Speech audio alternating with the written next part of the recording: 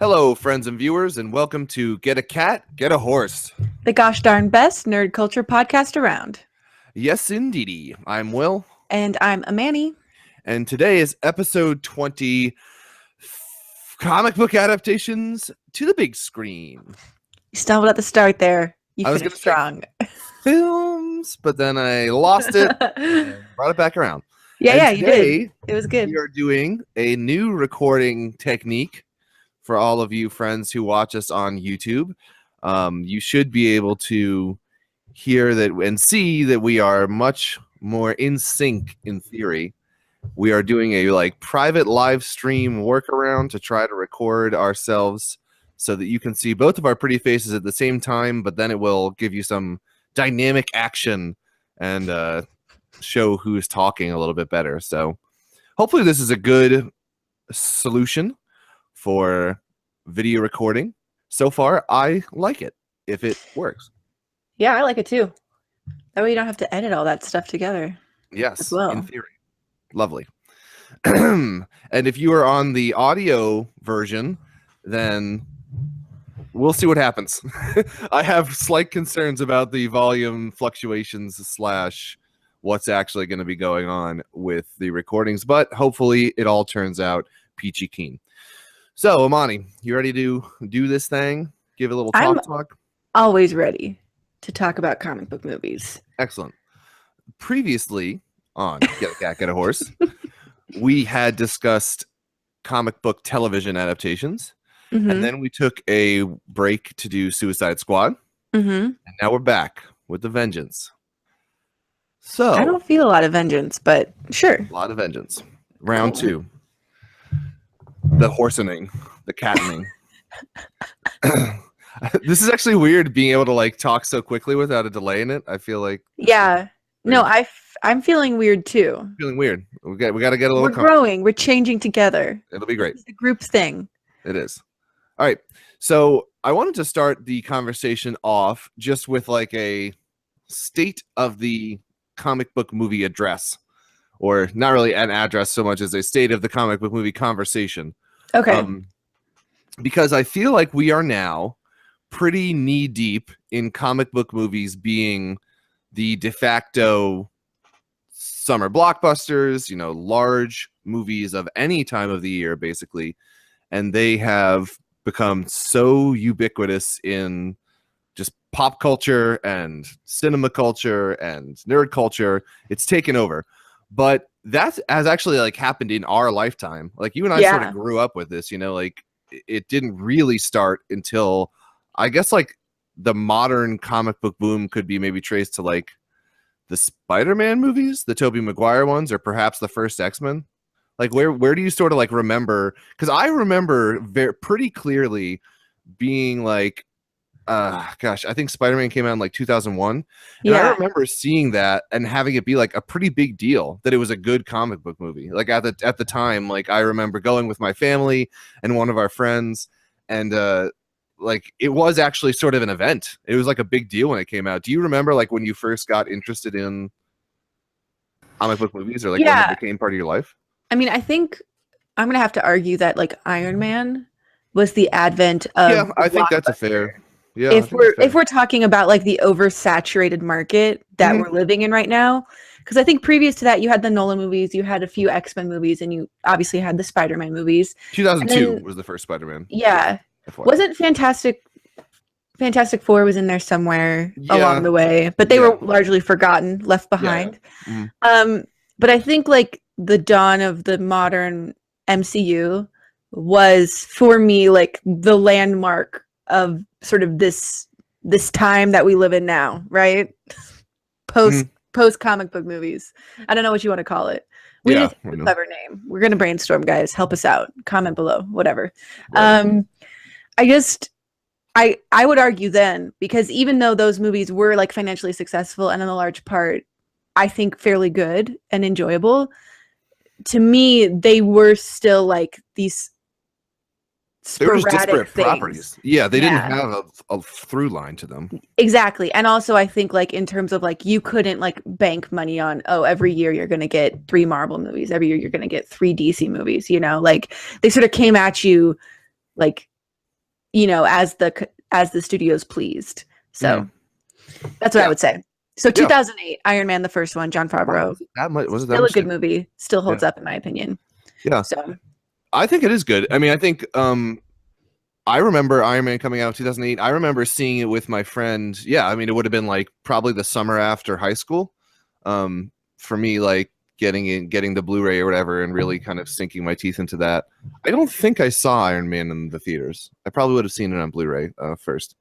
Either way, so I did want to talk about that. Do you think, because you mentioned something like that I was going to bring up as well, that from 2002 until about like 2010 probably, there was, along with the Marvel and DC movies, there was a slew of what, like, I guess I would call B-tier kind of movies, you know, like, and that includes maybe like the League of Extraordinary Gentlemen, Hellboy, Punisher movies, the Spider-Man movies, the 30 Days of Night, like all of these films, the Fantastic Four movies that were like, I don't know, they were pretty cheesy with like Doctor Doom in them, and then the Silver Surfer. And like, honestly, that's kind of died out. I feel like we don't get that anymore, like that kind of B-tier movie.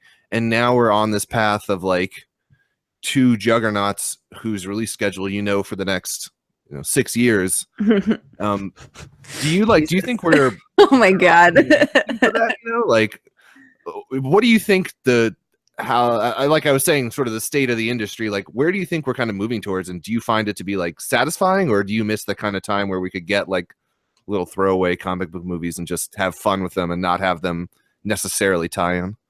Well, I think you're going to agree with this, that I miss the sort of like random sort of creator driven content. Like like Guillermo had to go to the studio and be like, I want to make Hellboy. Let's do this, and those, like, the Hellboy movies aren't my favorite, but in a lot of ways they do reflect like the best of what Guillermo does in terms of like his passion projects. So there's a reason they're beloved, there's a reason people like super dig those movies.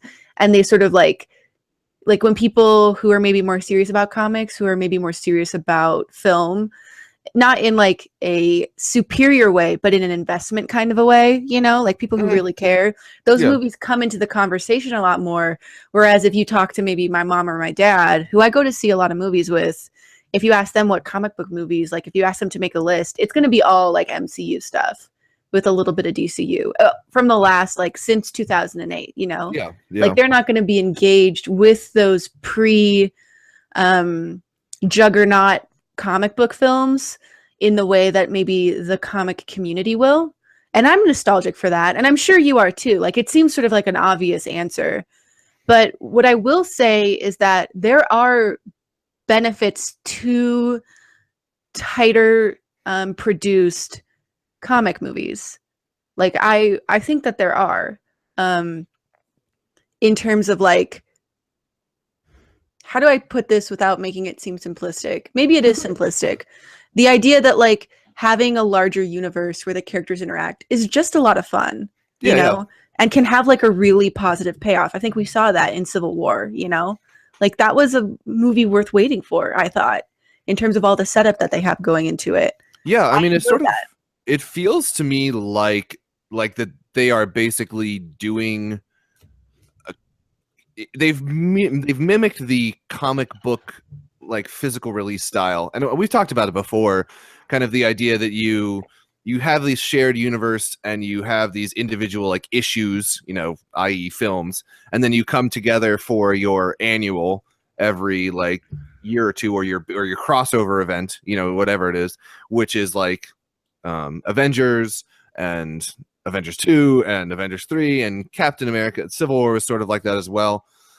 So it kind of feels like they have really been able to tap into that thing that comics have been doing since the late 80s. Like when they introduced crossovers in the late 80s, it's one of those things where it's like you see the crossover come out and then you're like, oh man, I should go back and read all those like I should get caught up on what it is that they're talking about and like what's in the zeitgeist at the moment. Yeah. Like, from a business standpoint, this format makes sense, like, and I think what you were saying about it being basically an analogy for comics, like, that's incredibly smart. There's a reason I podcast with you, basically, is what I'm saying here. Like, that is an incredibly intelligent way to think about it. And maybe as like somebody who's like incredibly picky about film at this point. Like I can like take a step back and understand like financially like what's going on with that. Yeah. It's tough because it's like we're saying, the middle kind of dropped out of the industry in the sense that like all those movies we were talking about, like League of Extraordinary Gentlemen or what have you, that's just the one that comes to my mind. They they're sort of like mid-production tier movies, like with semi decent budgets and recognizable talent, but some kind of past its prime, or like maybe just TV show talent or whatever that's kind of ready to move up to the big leagues. And the stakes on those are not as high.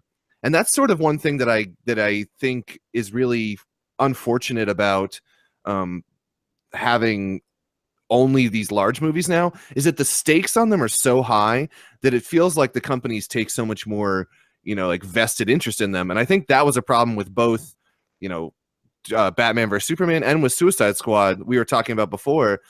And even on Marvel's side with like Ant-Man, where, you have Edgar Wright and you end up forcing him out of the director's chair, where it's like, when these movies had smaller budgets and didn't have to have as big returns, there wasn't necessarily somebody standing over, like you were saying, Guillermo del Toro's shoulder, being like, no, like do Hellboy like this, do Fantastic Four like this. They just sort of let the movies be.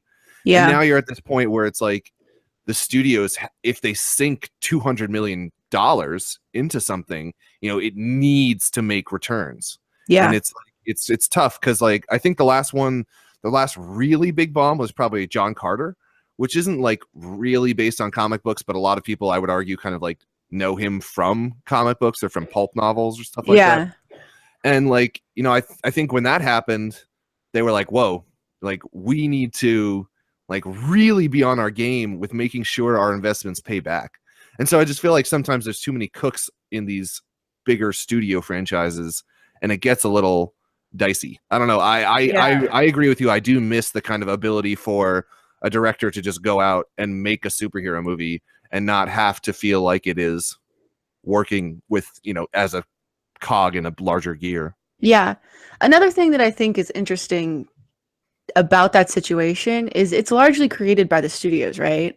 Like now, because the comic book movies are their blockbuster movies, they feel like they have to invest in them financially. Sorry, the way I said that sentence, there's no like no elegant way to end that grammatically that's like correct. But basically like they're investing just a shit ton of money in these movies, right? And like they're putting all their bets on these movies instead of diversifying their budgets across maybe 6 or 7 creator passion projects. They're putting all of that money into 3 films, right? So that they'll look better and they'll be bigger. For all of you listening, those were all in air quotes. But I feel like that's inherently going to make it so that you micromanage these projects into oblivion, right? Like especially the DC stuff has had that problem. We've said, where it just becomes about pleasing everyone, and in the ensuing cuts ends up pleasing no one. Like it's much more about trying to predict what people think is cool and interesting these days, and then just making stuff that it ends up not resonating with a lot of people because it's just over microed. It's just produced. And maybe I'm like completely misunderstanding the industry, but I would think that if you diversified those budgets across greater movies without like you wouldn't live or die by whether one of them is successful. Ride or die. Yeah. So like the idea that like if they I mean, like, this is a big wish, but if they really took meetings based on what creators wanted to make and then fit that into the larger universe, well, I think, and spread those budgets out, potentially we could be getting those big blockbuster movies that they want, just at slightly smaller budgets, while also getting creator-driven content in, like, maybe DCCU alternate universe, right? Where like an this guy kind of deal. Exactly. Yeah. And maybe that's too complicated for like the average moviegoer to like keep track of. I understand that argument, but there's something to that idea that I think is valid in terms of like a business standpoint, because we see ourselves in these situations where like studios are living or dying with, you know, if Batman v Superman works. Unfortunately, now like the way it's going, it's like they're not feeling the financial strain really. Like people say like, oh, like, you know, the US market, like it has an influence, but it really doesn't anymore. Like it's all international now. And I'm not saying that international audiences aren't sensitive to good filmmaking, but it's very clear what they like. And like they don't have the cultural zeitgeist that we do. So when they see something like Batman v Superman, they don't have the like the repressed rage that we feel that it's like such a disaster, because to them it's new and it's fresh and they think that's the way it's supposed to be. Yeah, I saw Captain America and another movie when I was in China, and I was like very surprised at how excited people were for it. Like my students and stuff, they were just like, we're going to the movie theater, like we're gonna see this. And yeah, I think you're right. You know, Hollywood exports are a big deal, I think, in a lot of countries around the world, where it's just like an exciting thing to get the biggest newest blockbuster. But over like 2/3 of their profit, if not more, come from outside of the US, right? Yeah, especially and movies are even getting different cuts. I think I've mentioned this previously, but I know Iron Man 3, for example, had a different cut in China. Like was it drastically different? I don't think it was drastically different, but there was a Chinese character in it, and the American cut, it was like it was brief, if anything, that her inclusion was in it, and it was much more in the Chinese cut. Interesting. Yeah, and I mean, and we talked about last week, like movies like Ghostbusters, probably not going to get a sequel, partially due to lukewarm international grossing, partially due to the fact that it did not show in China. So, you know, even if you disagree with us, you're like, oh no, you know, it's not. I mean, one, I find it hard to disagree with the numbers. You know, it's just factually true that the Chinese market has a huge chunk of international, you know, cinema, as well as India, different places. Like there's lots of money to be made from them. But, you know, it's also true that even if you don't want to believe it, I think there is, whether consciously or not, some effort to curb appeal to international audiences and not, you know, make the best movie you want to necessarily, like with Iron Man, you know, cut something a little bit different to get that, you know, impact, or like you were saying, to harness the cultural zeitgeist of that country a little more, like, and to sort of be a little bit more topical to them. Yeah. What was I going to mention before? The Elseworlds thing, I think, is very interesting, because even for like, I have a friend at Trader Joe's who we were talking the other day. You know, he listens to the podcast. Shout out to Jared if you're listening right now. Hey Jared, what's up? Hey Jared. And he was talking. We were trying to I was trying to basically differentiate to him between Christopher Nolan's Batmans and the current DC stuff.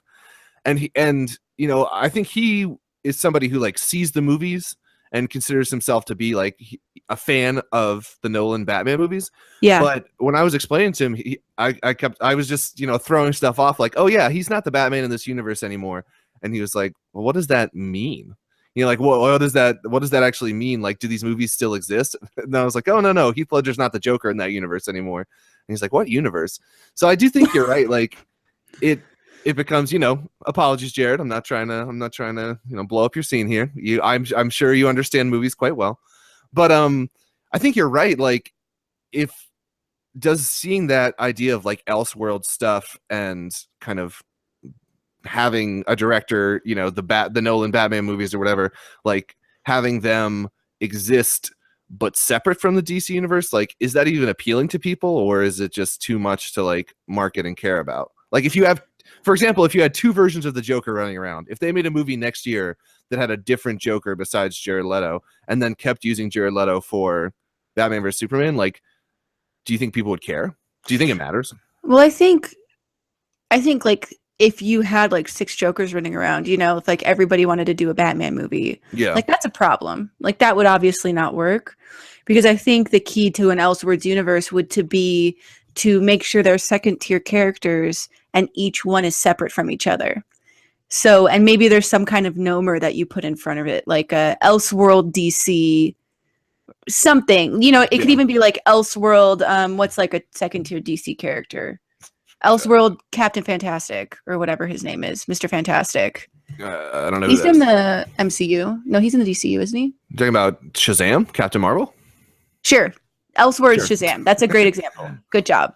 And like that would be like the Shazam movie, you know, and you wouldn't be able to touch that character for like spoiler alert, there is a Shazam movie coming up. I know. Oh my God. Like, where are we? What are we doing with our lives? So I'm excited to see that. The Rock's going to be in it, isn't he? Yeah, he is. He is going to be. Is he the villain? I think he is. I think he's Black Adam. Okay. Yeah, I believe so. But I think like the key to making that work would be to simplify that second system so that none of those are connected, so that people can easily recognize, okay, what's the larger universe? What do we see that's coming out that's connected to each other?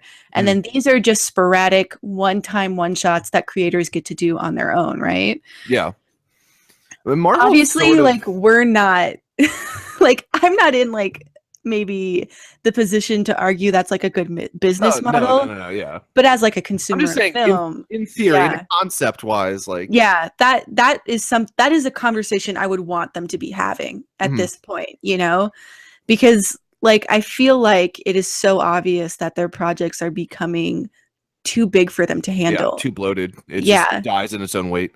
And Marvel actually has explored this a little bit. I don't know if you've ever purchased any of Marvel's like collector's edition Blu-rays, or they might be on the standard Blu-rays. They actually have things that they specifically call one-shots, as a lot of bonus features in some of them. Oh, really? Yeah, like I haven't bought a DVD in a long time. Nor have I. But I know there was one for Iron Man. I know there was one for, here you go, Marvel one-shots. So there's been The Consultant, which was a Thor, released on Thor.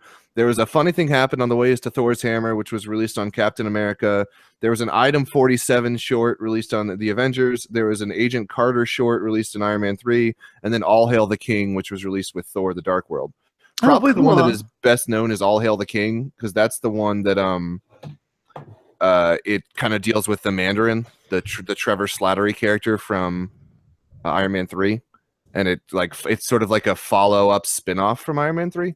So basically, like, Marvel has kind of approached this a little bit, and they've even used comic book naming convention, you know, to call it a one-shot, which is, in comic books, if you're not familiar, something that is meant to be a single issue that is not tied in directly to a lot of things, or at least if it is tied in, kind of like wraps up something, or, you know, it's just like a one piece thing. Yeah. So Marvel's kind of done this, and I would argue that what we were talking about with like creator-driven passion projects, I think the closest we have seen is Ant-Man, and that even got butchered up in the system. But like Edgar Wright basically brought the script to Marvel, as I understand it, having worked on it for like a decade. Like it was his thing for a long time, and he really wanted to make it in this certain way, and like ultimately that proved to be incompatible with like Marvel's studio system, and they had him out and they had a different director in. I don't know the director's name off the top of my head, but it just couldn't work. You know, they could not work, and that's unfortunate, because Edgar Wright is a great director, and we'll talk about him later in this episode even. And like, it's unfortunate that like the reality of it is they couldn't make it happen, you know, and whether it was unwillingness to compromise on his side or unwillingness to compromise on Marvel's side, you know, they had to make it something. And now you're getting a sequel, Ant-Man and Wasp, you know, and it had to be like that. It could not be a standalone Shaun of the Dead, you know, Hot Fuzz Edgar Wright movie. And that's unfortunate. You know, it's too bad that just can't, you know, at least at this point, seems like it just can't work in the universe. Well, we talked a little bit about that last episode or last podcast when we were talking about, especially in the DCU, they don't seem to be able to mine the upcoming talent for their films to create better movies. But I think that is indicative also, like we also talked about how like the directors that are already established who have like filmmaking point of views can't really work in this studio system that they have going right now. And I don't think that Edgar Wright like MCU situation, it kind of sucks for both of them, because I think they both kind of missed out, because I don't think either of them should have compromised in that situation. the MCU is wildly successful because Kevin Feige has creative control over it. It's the only way it's working. And even though I would argue those films are getting even too big for him to handle, like, he ushered in one of the largest, I wouldn't say it's like a filmmaking revolution. It's more of like the business of film has changed fundamentally because of what they've been doing, right? Like we were saying, nobody was doing back in the early 2000s, like nobody was making a sequel and a spin-off film and saying like, oh, why aren't these connected? You know, like why aren't these in the same universe? Like that never was a thing before this. Exactly. You know? And that's like a big deal and not something I think we should just dismiss because maybe, you know, you or I would prefer a different kind of film to come out of the studios at this point because maybe we have a little bit more of a point of view in terms of the content. I mean, basically, we're snobs. Like, you know what I'm saying? A decade on this stuff, though. You know, like we're about to hit 2018. You know, pretty rapidly. Yeah.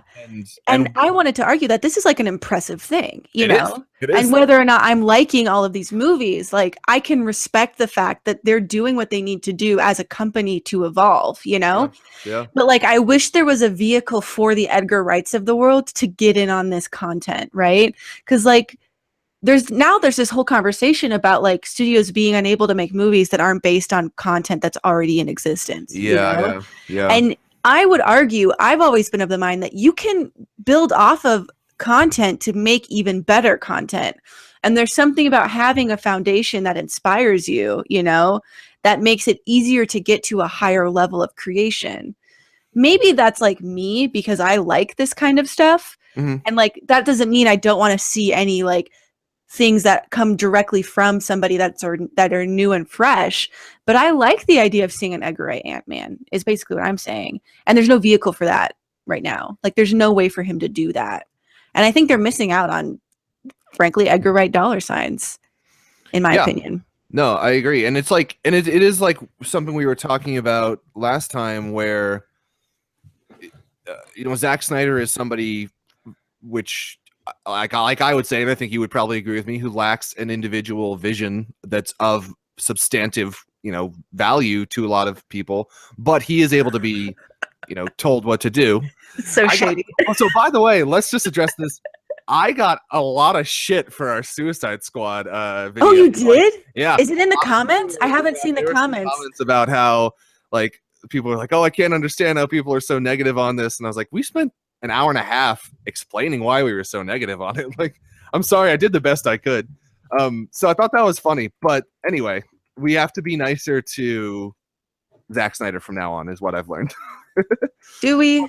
I mean, no, I don't really give a shit. But I actually had a really pleasant exchange with somebody who was like, oh, you know, I feel like you guys were being negative. And I was kind of like, yeah, you know, we definitely were, but we tried to explain it as best as possible. And they were like, oh, it's nice to have a response from somebody. I was like, oh, thank you. So anyway, that was a nice little exchange. But the point I was going to make was similar to Christopher Nolan is like Edgar Wright is big enough that he doesn't have to do what Marvel wants him to do, and he will be able to go off and make another film that's successful. You know, like he's not the kind of person to hire to get controlled like that. Like, yeah, you know, that's just not Jon Favreau was at the time when he made Iron Man. You know, like he was able to be pushed into a certain thing and do a couple Iron Man movies for them. And yeah, I don't know. It's a really delicate balance that they're in right now. They need people talented enough to carry a film through and make it good, but also like not have enough clout in the meetings that they can like sort of mold them. Yeah, it's hard, you know. And it's not that's not like derogatory either. Like they're just trying to make their shit consistent, you know, which is I'm cool with them trying to do that, but like you have to like I don't know.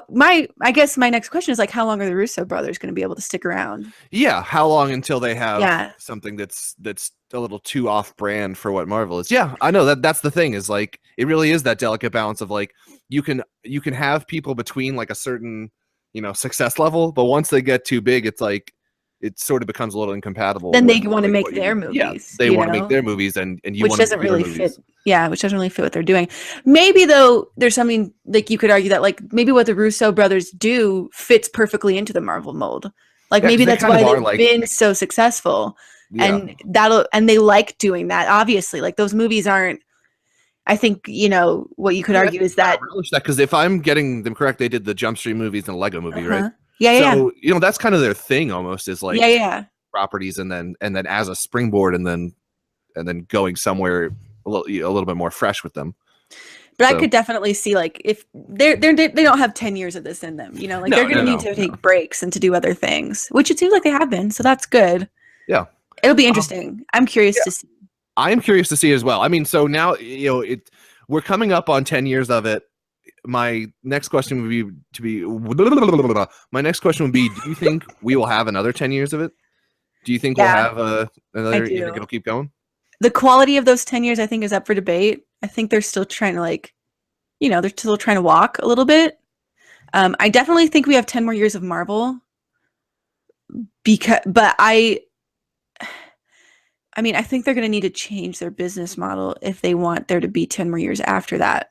Does that make sense? I don't know. I'm trying to think of like sort of trends in filmmaking in the sense of like you used to see like a lot of sci-fi, big budget blockbusters, and now those are kind of fewer and further between. And you used to see like we've talked about a couple times, kind of lamented the loss of those kind of action adventure like Indiana Jones spinoff things like The Mummy or Sahara and stuff like that. Yeah. And now those are really National Treasure was like a huge deal for a while. That whole kind of thing was captured and then burned itself out. And I don't know. Like I don't know how. I mean, anecdotally, I would say people that I work with, people that I talk to, like still give an amazing amount of shit about these movies. Yeah, like, I'm honestly kind of surprised, like that every time something comes out, like even with Suicide Squad, people that saw it that I talked to, they're like, "Oh, it wasn't that great, but it's all right. We got Doctor Strange to look forward to." Like they're just so invested in it at this point. Like it really just keeps rolling and rolling, and it seems like even when something's bad, it doesn't knock people off their game. And I'm really impressed actually at like the audience's resilience with with a lot of like the amount of tolerance they have for these comic book stuff. Like it's been a big way, and I'm surprised it's still holding up. But I think there's sort of a misstep when it comes to this conversation. Like, how long will Marvel, like superhero movies, last? You saw that was an interesting like Freudian slip calling them Marvel movies because like Marvel has like basically been the face of this movement. But like the idea that like people will become oversaturated is I think a mistake. And I think what's happening is that like movies like blockbusters, like especially the summer blockbuster, is starting to become a lot more like film in terms of like genre being something that people look for when they're picking what they turn on the TV for.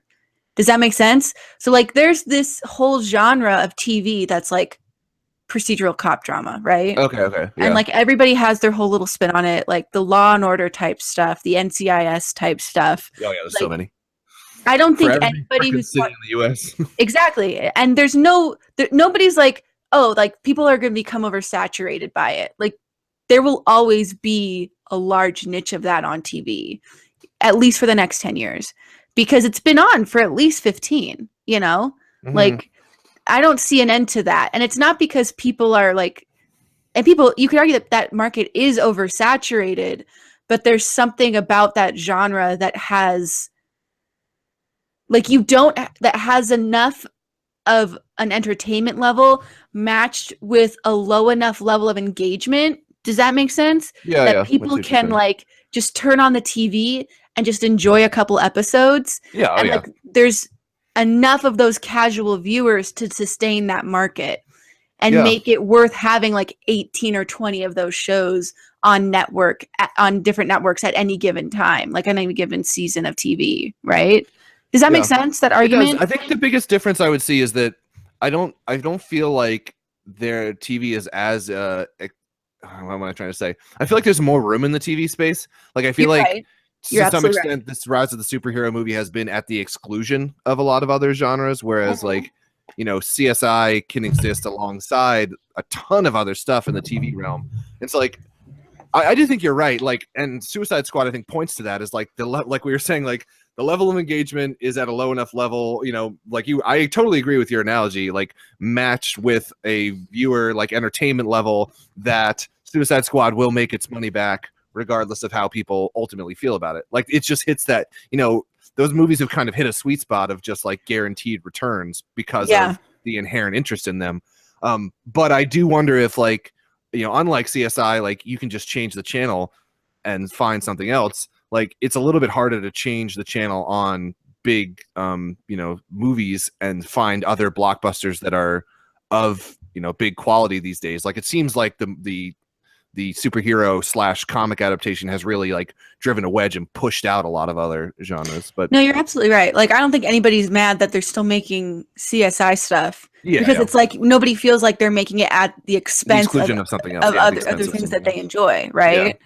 So I definitely think that's a valid argument, but I just feel like, especially from like a business standpoint, this is too easy to give up. Like, I know. Yeah, they're gonna have to have a long, slow death into the ground. Yeah, thing, like, before it becomes something that is too toxic to touch. Yeah. And I just feel like there's a stubbornness of the studio executive mind that I think we have 10 more years of this to look forward to. Yeah. I mean, it kind of reminds me of like the Rock Band Guitar Hero stuff. It's a weird analogy, but if you think about like go for it. Whatever. Gaming like came out of nowhere and was pretty big. Like, you couldn't go to parties for a long time without Guitar Hero and Rock Band and SingStar and whatever being like on the rotation as something that you were going to do with your friends. And they just annualized that and franchised it into the fucking ground. I mean, killed that shit. Yeah. Like, they destroyed it. And so, you know, I don't know what the threshold is for these kind of movies. I think obviously it's not going to like crash and burn overnight like that did. I mean, that like really died hard.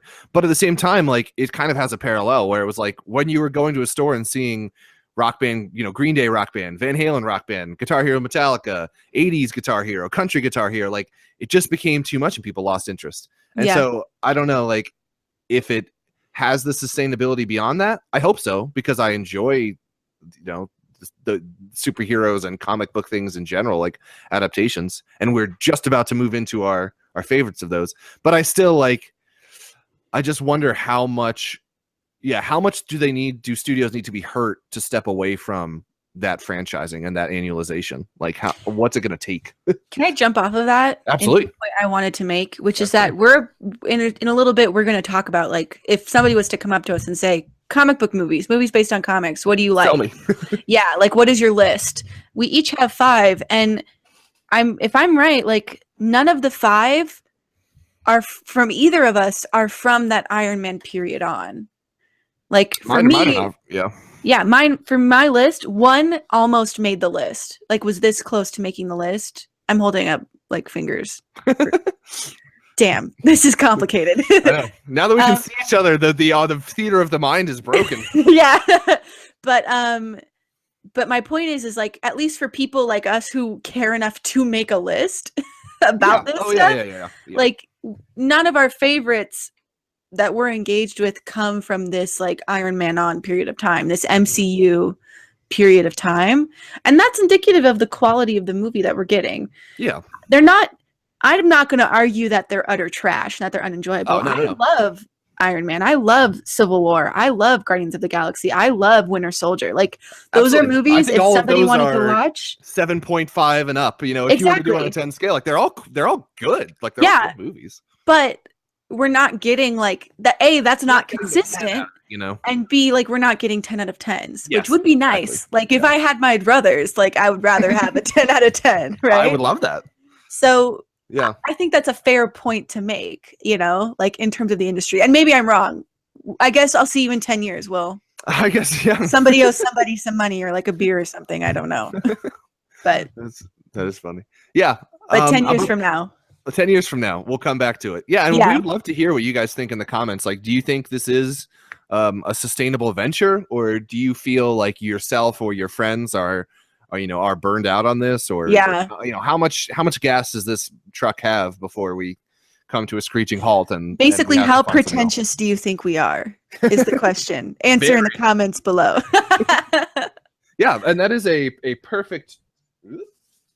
Sorry, my mic was being silly.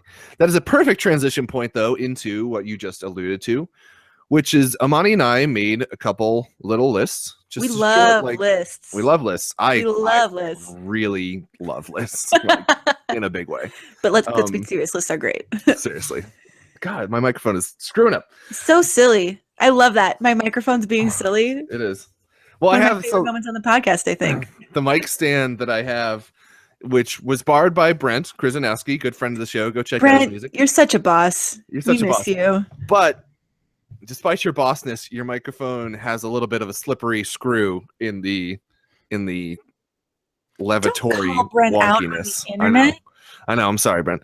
So I have to hang a grocery bag with like some things on the other side so the mic doesn't like slip down while I'm recording. So yeah. Oh my god, the level of production quality that we present is extremely high. Yeah. That is amazing. It is. All right, so let's jump right into these. Basically, Amani and I took like 5 movies that we each have seen and would recommend to somebody who's interested in comic book movies, who has maybe read comic books and wants to get into adaptations, or is just a big film person and wants to see, you know, what some of the genre has to offer. And as Amani alluded to, all of mine, and I believe all of hers, kind of fall outside a little bit of the mainstream. Like, I know when I was making my list, I sort of purposely was thinking about, like, what are some movies that people might not realize were adapted from comic books? Because honestly, there's such an amazing wealth of stories that are told in comic books that oftentimes get a little bit passed over because the Iron Mans and the Thors of the world are so big. Yeah. So I think it would be nice to, you know, shed a little spotlight on those. These are some of our absolute favorites. Why don't you kick us off, Amani, with some of your picks? Are we going to alternate? Yeah, let's do that. Sorry, your mic's being silly. I accidentally unplugged my headphones, so I couldn't hear you for a second. I said, yes, we are going to alternate. Awesome. Great. How embarrassing. Okay, so my first one is pretty obvious. It's one of my favorites. It's Scott Pilgrim versus the World. Classic. Amazing film, amazing filmmaking, I think, especially in that one. Edgar Wright. Yeah, he's a genius. I love him. I love this movie. I guess I could do a quick pitch. Scott, please do. Is obsessed with this girl, and he wants to make sweet, sweet love to her. But he's also kind of a shit. Yeah, he's also like kind of a douchebag and like doesn't deserve her. Yeah. So he's like trying to get with this girl, and she has 7 evil exes, and he fights them. And it is sort of like he fights them in spite of himself. Like, he doesn't realize that he is engaged with this more comic book universe and the rules under which these people operate. But which is my favorite part of the movie, is how surprised he is that he can like engage on this level, this like physical fighting level. There's a lot of callbacks to classic gaming. And even though I don't game, I recognize a lot of them. Just being in this world, you kind of like pick up on that stuff.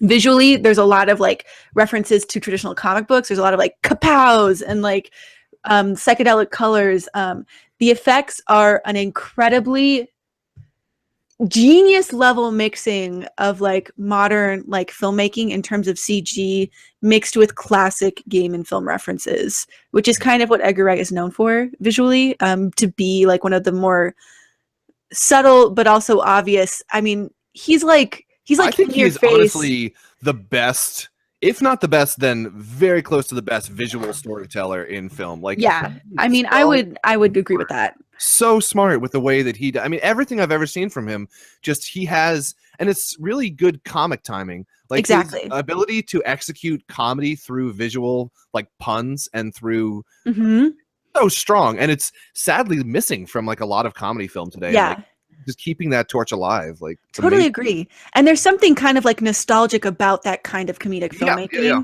And there's also something that's like, I think a lot of comedy today sort of plays on the crassness of itself. Absolutely. And I don't actually have a problem with that, but I think there's some subtlety lost.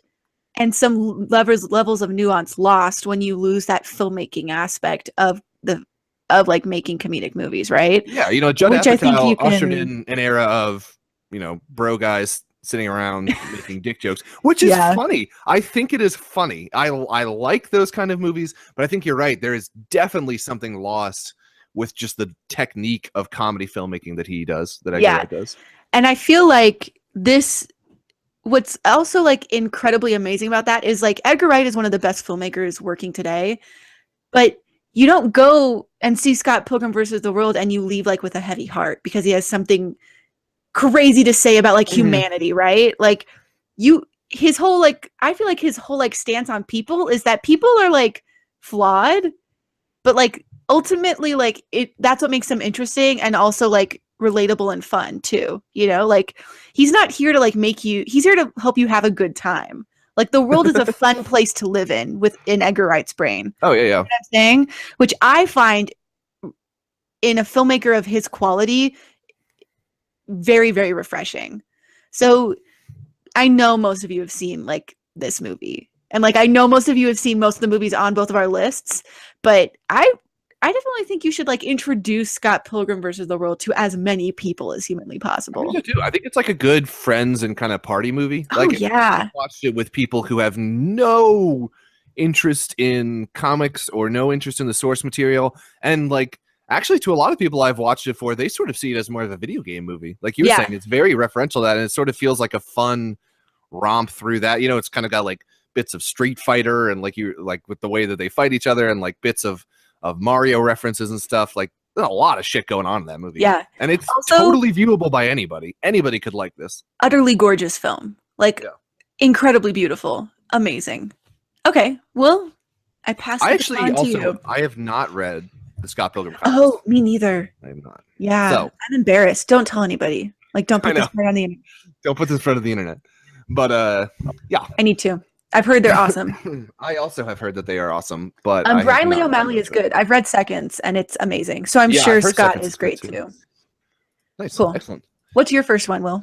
I'm trying to decide the order that I'm going to go in. I think I'm going to talk about A History of Violence first. Okay. So this is a weird one because this is actually an instance of me seeing the movie and really loving it, and then reading the comic and really thinking it was like mediocre at best.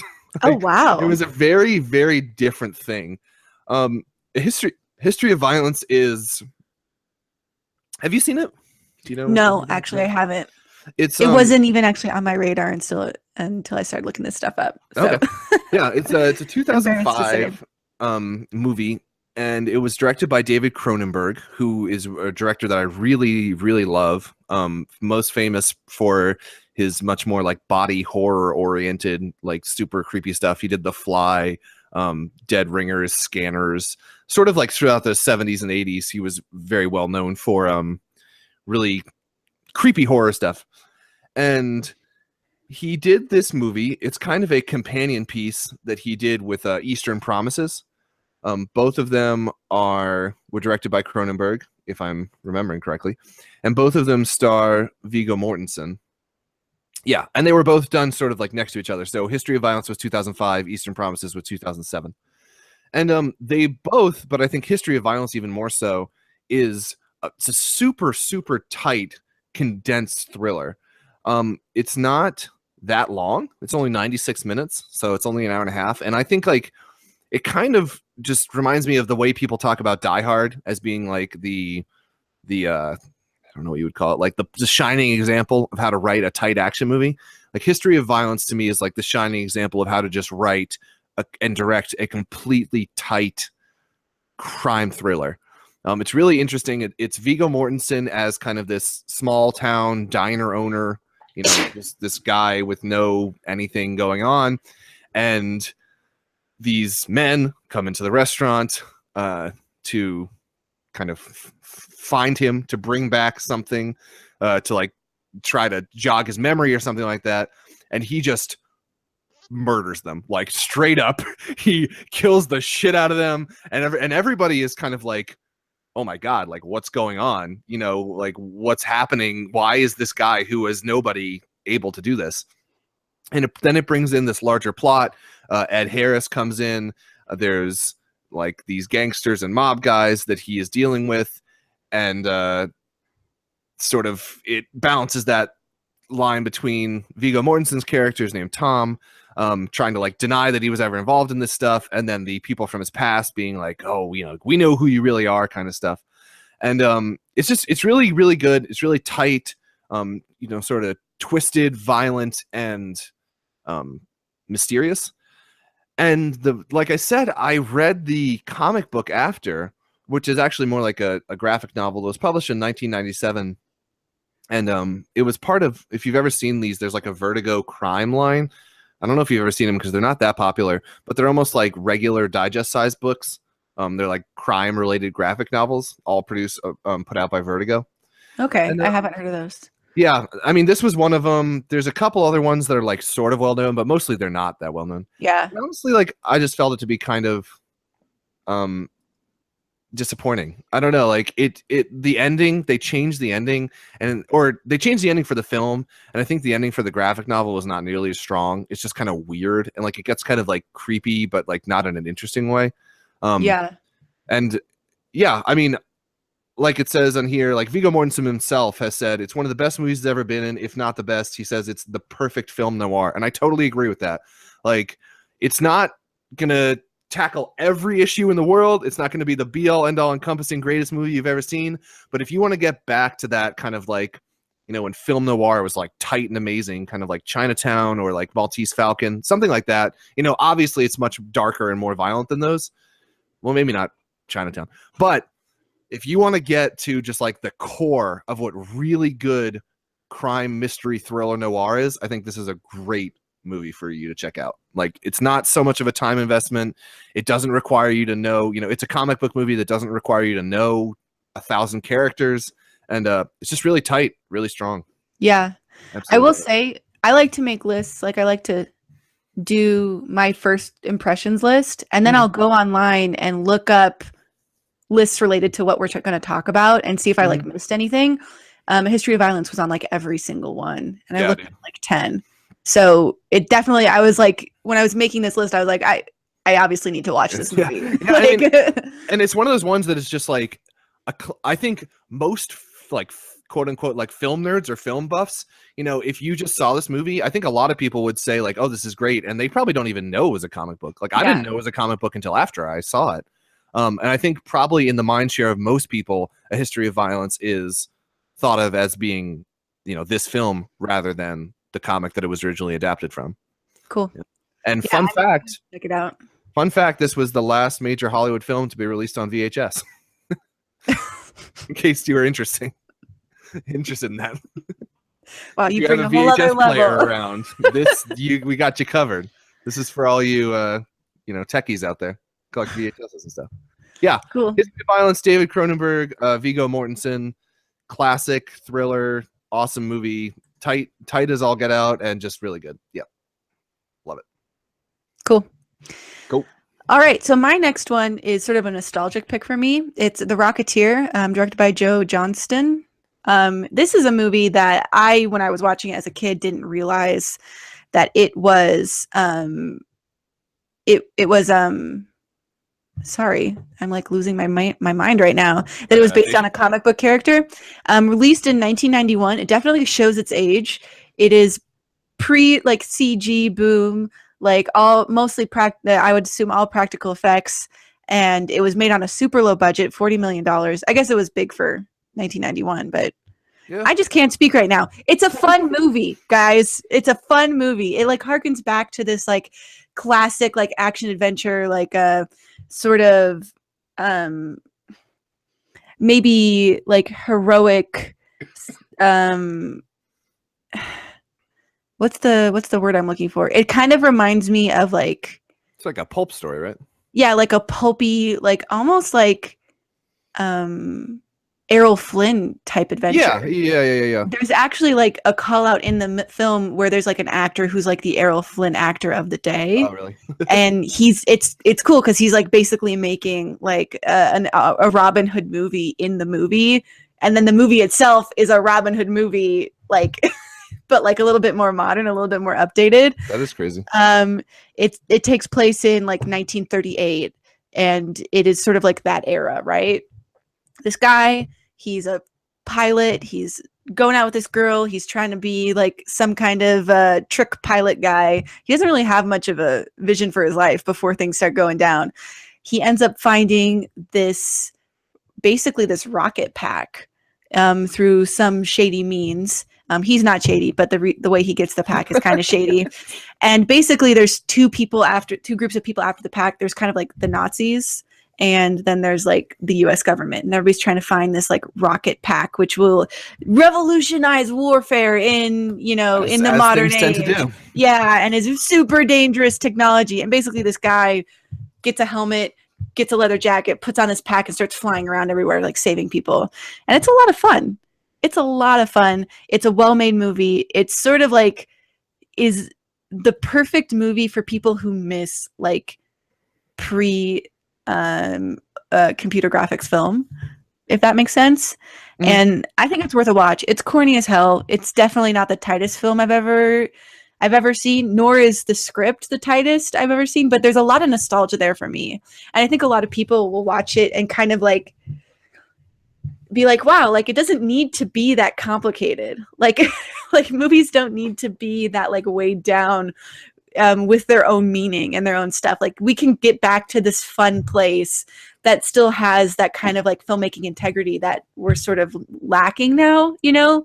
It kind of reminds me of like that genre that we were saying we miss. Like it kind of reminds me of like Three Musketeers, like Mask of Zorro, like that sort of a thing. Oh, dude, that was my shit back in the day. Yeah, mine too. Like that's exactly what I wanted to watch when I was like 10. Yeah. I watched the shit out of Mask of Zorro. Oh my God, so many times. I love that movie. Yeah. So this movie funny. Is the comic book equivalent of that. Interesting. Yeah.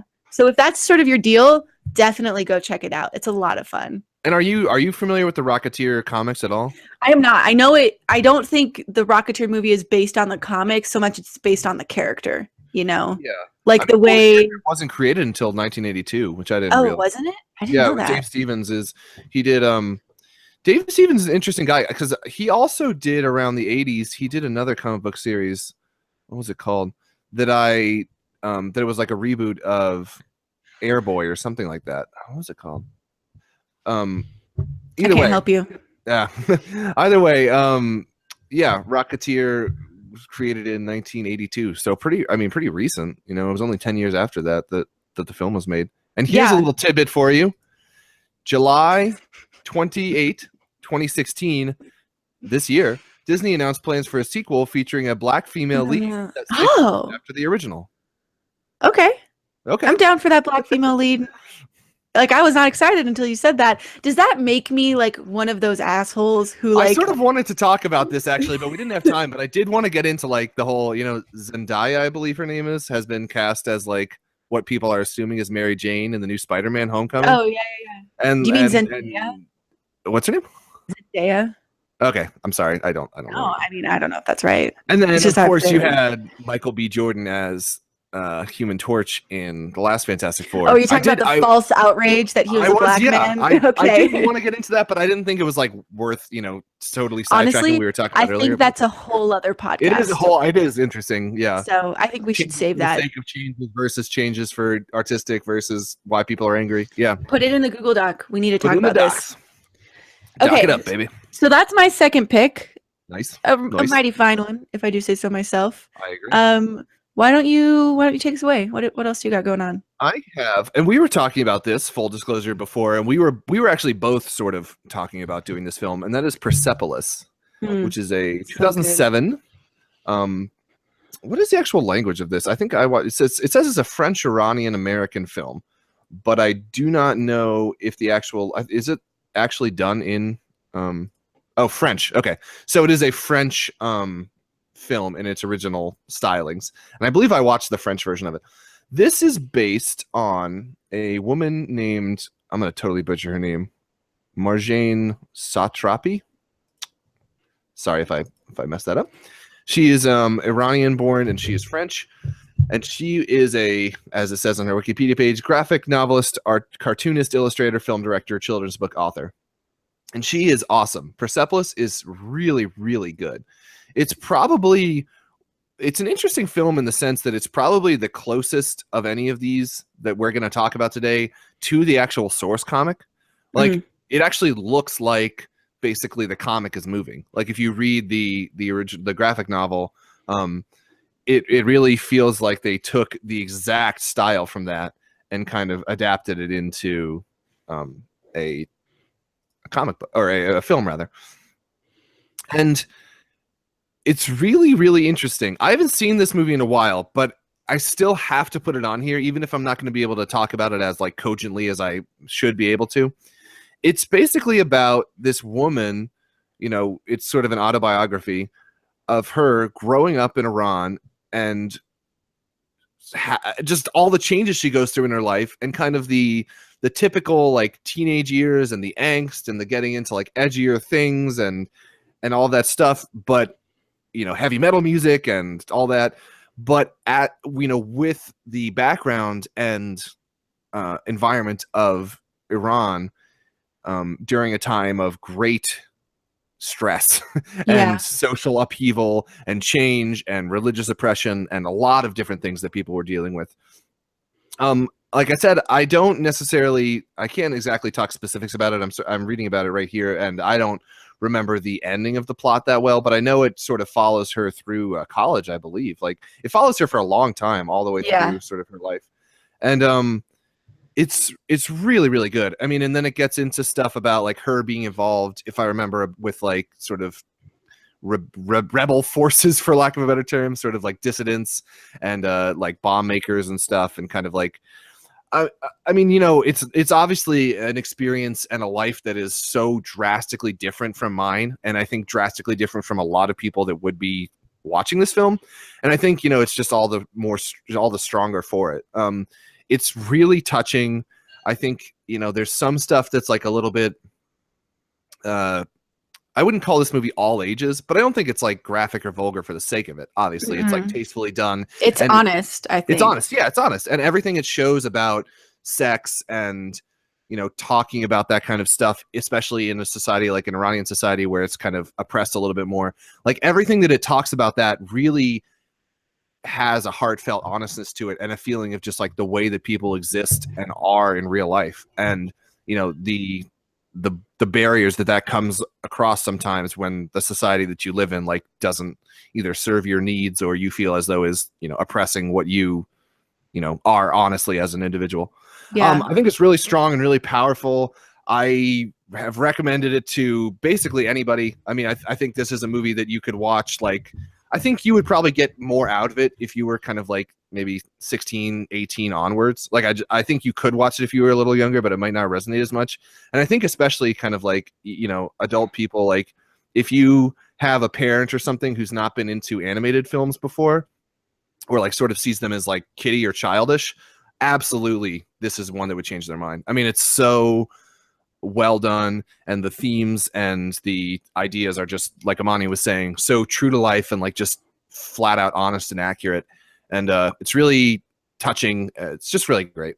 What are your, do you have anything to add? Yeah, I mean, the reason I wanted to put it on is because I think it's kind of one of the most important films I think I've ever seen. I think it probably does have much more in terms of like what it's portraying and what's at stake with it, like understanding a lot of the things on here. I would say it's by far and away one of the most important films that you could talk about in the comics genre. Yeah. I remember watching it. I think I was about 18. I think it was one of my first years. I think it might have been my first year in college. I wasn't even aware of its existence. Obviously, I'm an Arab American. I lived in Jerusalem for 4 years. Like, and I am constantly confronted with the fact that like a lot of my family and a lot, like, you know, a lot of people see my dad, who is so obviously Middle Eastern. Yeah. Like in sort of a dehumanized light just because of the political situation right now, that like films like this mean a lot to me and are really important to me. And I think that especially a young female voice from this culture is, I don't want to get into this too deeply, but I think if you haven't seen it and it seems like something up your alley, definitely watch it. Watch it with as many people as you can. It's an important thing to do. It is, yeah. No, I totally agree. I think it serves an underrepresented voice in such a good way. Yeah, definitely. That's it. That's exactly what I was trying to say. Yeah. Good job, Will. There you go. Cool. Yeah, and like, you know, even though obviously like my connection to it on just like a personal level is less than yours or maybe other people. I wouldn't say that, but you know. But I'm saying like in terms of my ability just to relate to it. Yeah. I still found it to be like overwhelmingly, you know, emotional and really strong in a lot of parts. Like absolutely highest recommendation. I think one of the just artistically and you were saying socially most important comic films that's ever been made. Cool. Really great. Cool. Awesome. Okay, so the next one I have is maybe not as a world-changing, life-changing. I think it is, though. He's one of my favorite creators. It's Nausicaa and the Valley of the Wind by Hayao Miyazaki. Yeah. His first film that was based upon his own content, based on a graphic novel he made. Before then, I have the wiki I actually page think he continued to illustrate Nausicaa after that. Yeah, maybe he did. I honestly... I think it was like a long-running manga. Yeah. I mean, the box set is like $80. It's a lot of content. It's amazing. I haven't read the comic yet. I've heard it's different enough from the film that it's kind of exciting to do. It wasn't the first film from Miyazaki that I watched, but I think it might have been like the second. Like consciously like trying to follow a filmmaker through his career. Miyazaki was the first director I did that with. And Nausicaa for me was one of the most like, as like somebody who tries to critique film and understand it, it was one of the most important things I've ever watched in terms of like training myself to be critical of film and like to critique them, not like being critical of them, but like learning how to pick them apart and like look at a director's filmography from the beginning to the end and seeing them sort of evolve and change. This is one of the most important films I've ever seen in regards to that. It's about a girl. She lives in a village that is protected from the forest, which is out in the world. Basically, there was some kind of like apocalyptic like war that happened on the earth. The world is so good in this movie. Yeah. So and basically humanity has completely destroyed the earth and like polluted it beyond anything that you can come back from. And the forest, these like highly aggressive forests full of like trees and like these crazy like insect creatures have slowly taken over the world, and it's inhospitable to humans. Like they can't live there. So this girl, she's a princess of this village who is protected from this forest in what they call the Valley of the Wind. They're living their lives. A bunch of stuff goes down and other nations are fighting over these weapons, and basically crazy stuff happens. The main character is engaging, complex, and honest as a young female protagonist. The world is absolutely incredible. It really is. What Will was saying, it's like some of the most amazing world building I think I've ever seen to this date. It's such an interesting idea. The cast of characters is also fairly complex and engaging. I think this film is simpler than, obviously his later films. I think probably this film up until Princess Mononoke denote like his more simpler filmmaking in terms of characters, especially.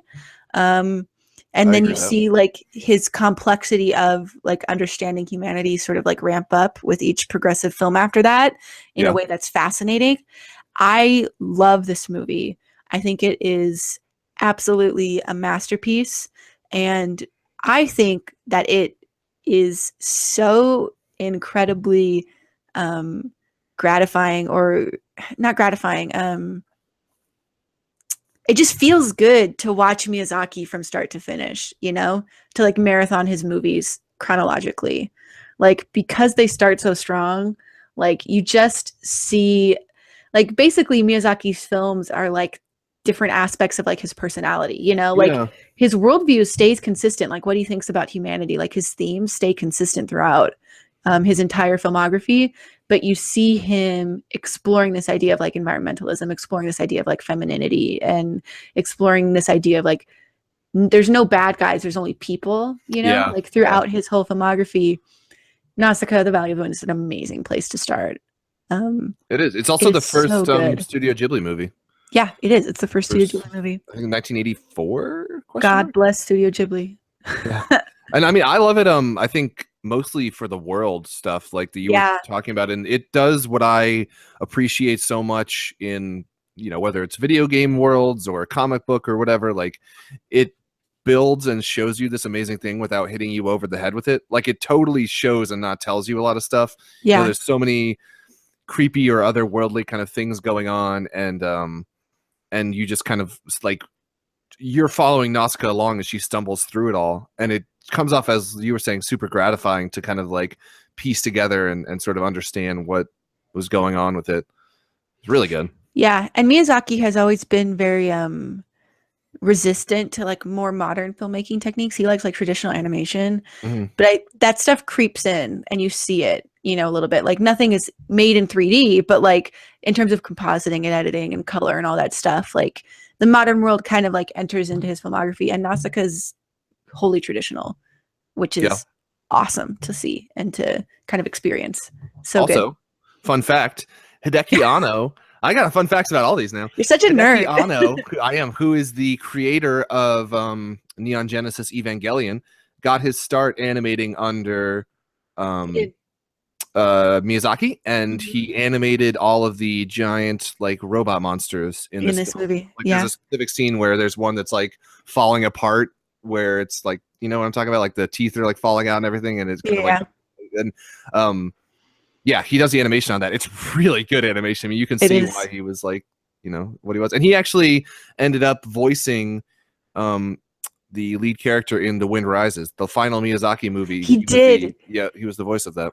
If you haven't seen Dreams of Kingdom and Madness, which is basically a documentary on Miyazaki, they have a conversation where they're picking him, and they go through all of the reasons why he's the right guy, and it is fascinating. It is so good. I see your fun fact, and I raise you a fun fact. This is the first film that Joe Hitachi worked on with Miyazaki.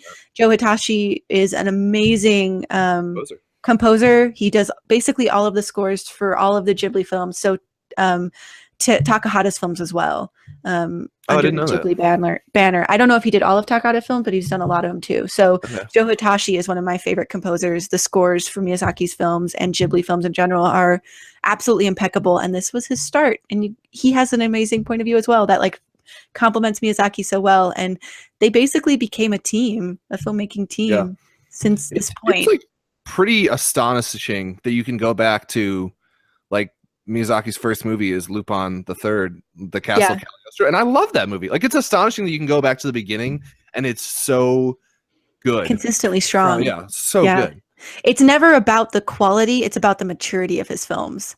You know, and like the complexity as you go through his filmography, which I think is it is interesting, pretty indicative of life as well. You know. Yeah.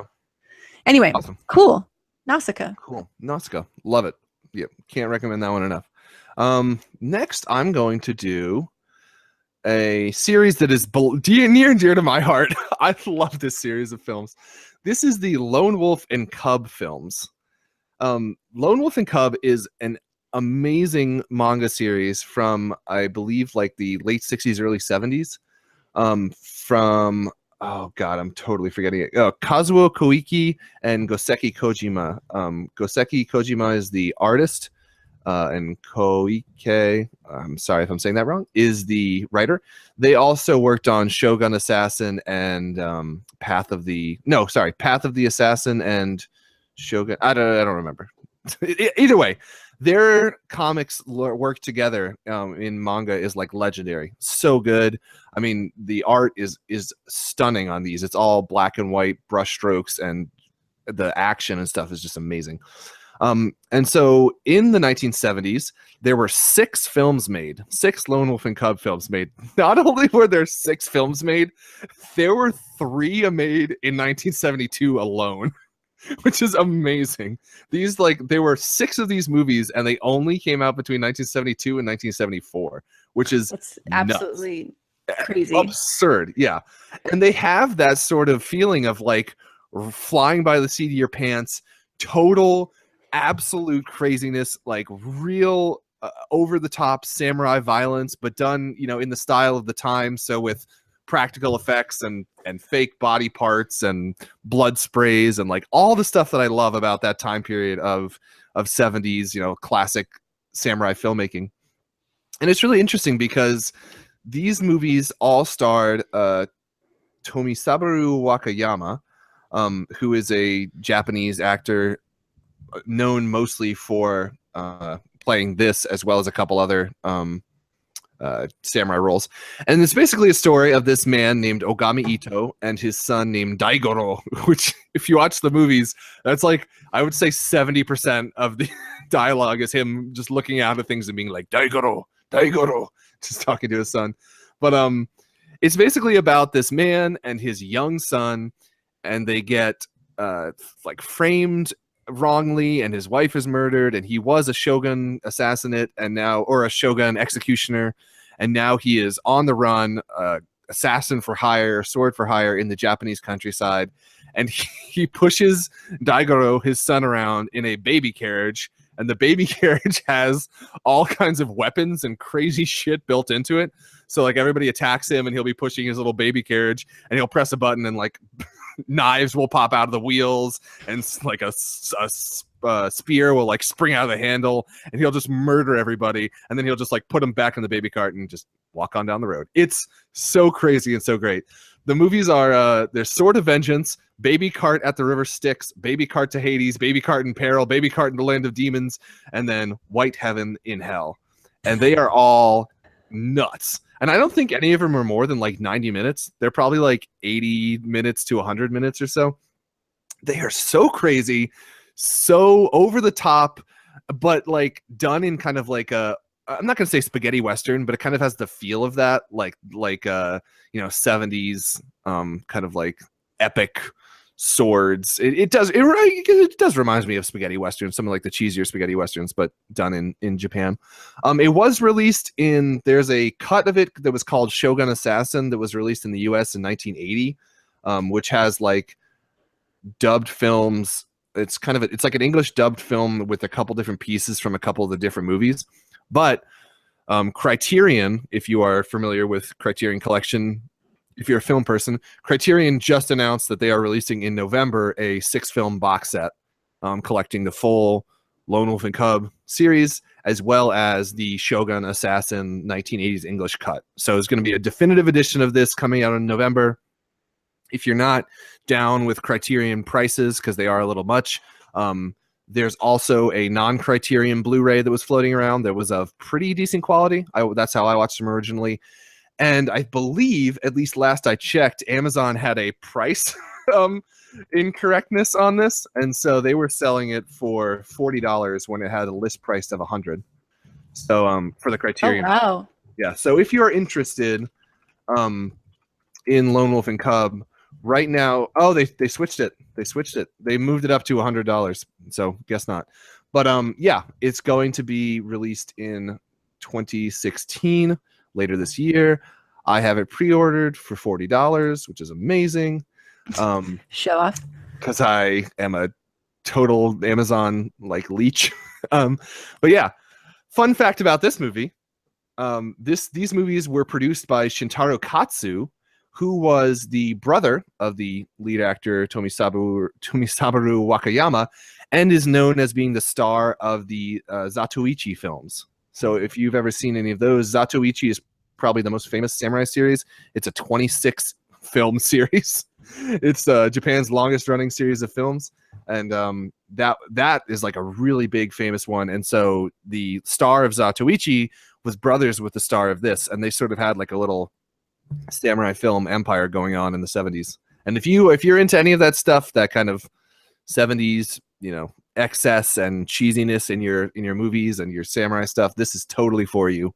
I love it. And the manga is absolutely worth checking out too. It's so good. The art is like mind-blowing. You should definitely check it out, Amani. Just at least like Google some of Goseki Kojima's stuff, because it's nuts. He's really I've been looking up screenshots of it. It looks pretty awesome, like from a filmmaking perspective. It's very cool. Like it definitely has a lot of, I feel like this is something that if you're into like Tarantino, this is like something that he drew on heavily, sort of the Kill Bill and some of like the Django stuff. It really feels like this is that style of like, I'm not going to say B movie, but like foreign movie, B movie stuff like that he was so heavily influenced by. So yeah, it looks cool. Looks awesome. It's awesome. Love it, love it. Cool. Cool. All right, so I'm gonna call an audible here.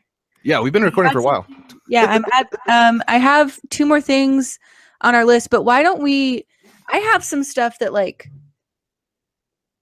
didn't make the list, but like is still worth mentioning. So why don't I just go through and like read? Yeah, do whatever you want. Just like a list of films, and we don't have to like go through in and like. There's one more that I would like to talk to, yeah, just like a little bit more in depth, but you can. Okay, so I'll do a list in the list, and you'll do one more film, and then we'll be golden. Cool. All right, guys. These are all the things that I would like to tell you to go watch, but maybe I'm not going to have time to pitch. Dark Knight, Joker. Come on, like let's all agree. Constantine, a great example of how you don't have to follow the comics exactly to make something that's interesting and solid. That's a Keanu movie, right? Dread. Oh my God, it's so good. You know, I saw that in theaters and I like was mixed on it. I need to see that again. I think you should watch it again. I think it is a great example of like comic book movies as genre films, right? Yeah. And I'm into that. It has kind of this like, if Tarantino made a comic book movie, like he wouldn't make this movie, but this is the movie he would watch to get like inspired. You know what I'm saying? Yeah. I can feel it. And then just really quickly, Akira, Sin City, Civil War, and 300 were all things that I enjoy and didn't quite make the cut for the list. Don't quite warrant a full-length pitch, but they're good things, good stuff. Definitely go check them out. Yeah, anime adaptations of manga are kind of tough because, like, we were talking about that, that's almost like a totally separate list. Like, Akira to me is just one of my absolute favorite anime of all time, but I don't know, it's hard because there's so many anime films and so many of them are taken so closely from the manga. Like, it's almost like a parallel to it rather than an adaptation in a lot of senses. Sometimes that it's hard whole like production, like how that works, especially with like ongoing series, is fascinating. And they do like they knock that shit out at the same time, and like a lot of times the endings become different because they just don't know. They just don't know. There's always like filler, like, which is unfortunate, but you know, the way life is.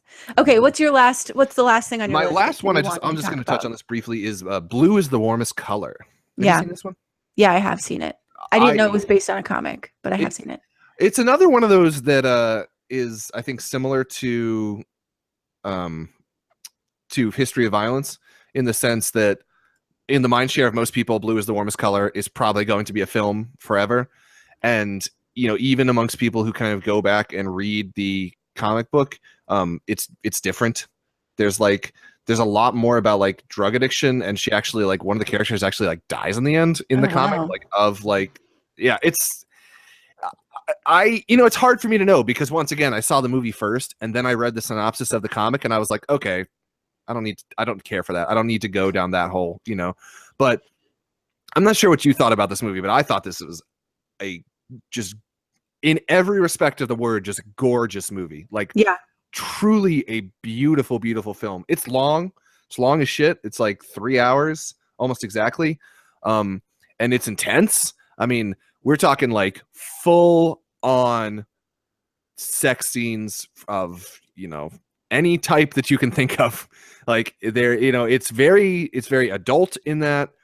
But it is stunningly gorgeous. Especially the acting is absurd. That's what I was gonna say. It was the performances. Oh my God, they're like, it just makes it's crazy. Like, and I don't want to be somebody like, I mean, I am this person, but I don't want to come off as like a dick about it and say like, oh, Hollywood acting is so. But like, oh my God, dude, after you watch these two women in this role, you're just gonna be like, Hollywood actors are like fucking bullshit. Like, honestly, it's so good. And like the depths that they go to get in this, and like how in their face and in their lives each other's like they are, and just, it's so good. It's Adele, holy cow, her last name is hard, Zarchopoulos,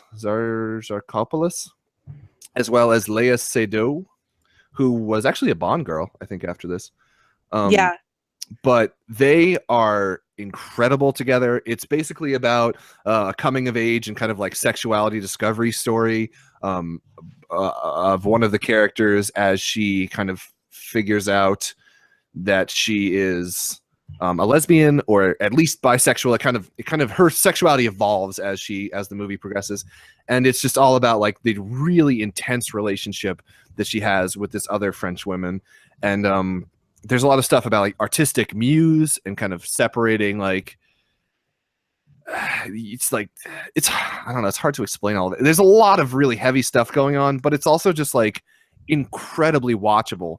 And like I said, the acting and the performances, there was actually like some controversy after this movie came out that the director was kind of like abusive towards them, or like was pushing them beyond the like realm of normal, expectations from people. And I think it is kind of accepted that like, yeah, it was a pretty intense shoot. And I mean, it shows in the movie. Like, it's an intense movie. It's so good and just absolutely beautiful, in a celebration of like, sex positivity and artistic positivity and just everything. Like, I absolutely love it. Love it. Do you have anything to wrap up that one? Sorry, you gave me like a bunch of ideas for future episodes. Uh-oh. So typing away. Do it. No, I absolutely agree with everything you just said. I think it's in a lot of ways the same way that Persepolis is kind of it feels similar to a voice of something that we're lacking, I think. Mm-hmm. I think Blue is the Warmest Color is sort of in that same vein. You're right. Like, you can't say better things about the performances in this movie. So much so that I think for me, like, everything else sort of fell away, Yeah. No, actually, so more fun facts. This film was unanimously awarded the Palme d'Or at Cannes, and it was the first time the Palme was ever presented to both the director and the lead actresses. So even they like recognized it. Like, it's stunning. The performances really are absolutely amazing, and they totally make this movie. Yeah, they totally do. Yeah. So can't recommend enough. Like I said, you have to be in the mood to sit down for a longer movie, and it is sexually graphic, but in just a great way. I mean, it's just beautiful. Absolutely beautiful film. Cool. Excellent. Also, it says here approximately 800 hours of footage was shot. Oh my God. Jesus Christ. That's amazing. Werner Herzog would have something to say about that. Yeah, get Werner on the line. Yeah, so we're going to take a quick break as we have discussed this thing to death, and then we're going to come back and wrap up the show in a couple minutes. Cool. Alrighty, folks, and with that, we wrap up another episode of Get a Cat, Get a Horse. Thank you so much for listening, and we hope you enjoyed this new experiments in form and format that we are doing. Hopefully it leads to a better product for you and for us. We hope that you will be able to find this on YouTube. A lot of hope. A lot of hope going on right here. A lot of hope going on. Fingers crossed. If not, you can find this podcast. Access, and it should be great to watch, and everything will be perfect. In theory. Yeah, sure. I believe when I see it. No, it'll definitely be on YouTube. You can also find this podcast on iTunes and SoundCloud. We hope you will jump on over to the Get a Cat, Get a Horse Facebook page. Leave us comments. Leave us questions. Tell us what you would like to hear / see from us in the future. We definitely would love some help brainstorming future episodes. Get on over there. Become engaged in the community. Yes, please do. And while you are engaging, if you feel the need or the desire to give us ratings or shares / reviews with anybody, that's amazing. iTunes ratings are always very helpful in getting the podcast seen, and sharing it around through Facebook or YouTube is great.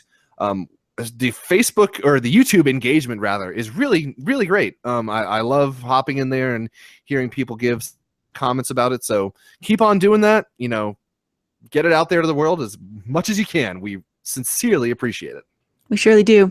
Next week on Get a Cat, Get a Horse, we are going to finally be coming around again. Oh boy. To our top 5 lists.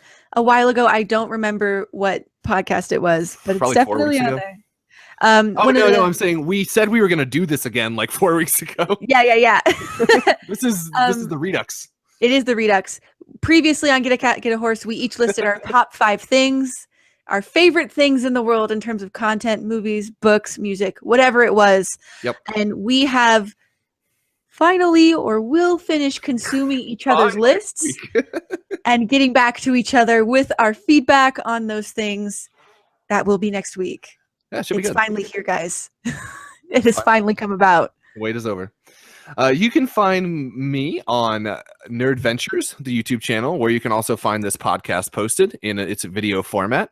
You can also find me on Nerd Ventures on Facebook, as well as The Nerd Venturer on Tumblr, Twitter, anywhere else that you would like to follow me. I am pretty active in most of them, so give me questions or feedback or hit me up, and I will be back to you shortly. And where can we find your lovely face, Amani?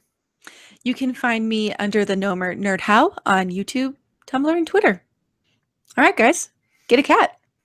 Get a horse.